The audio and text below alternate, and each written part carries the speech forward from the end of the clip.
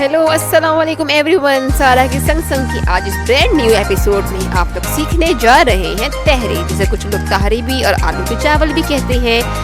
गर्ल्स आपसे जो कुछ बोले, लेकिन ये बनाना है बेहद आसान। जब मसला दरपेश हो कि आज क्या पकाएं और कुछ खास बनाने का दिन ना हो, तो बस ये तहरी बनाइए और मज़े कीजिए, क्योंकि ये बनाएंगे हम बहुत आसान तरीके से और ये है बहुत यूनिक जायके में भी, देखने में भी और चखने में भी। So stay tune with me. चलिए तो हम झटपट से जाते हैं रेसिपी की तरफ, लेकिन रेसिपी की तरफ जाने से पहले आपने रहना है सारा के संग संग। सब्सक्राइब करना है, लाइक करना है, कमेंट करना है और शेयर करना है। Stay tune with me.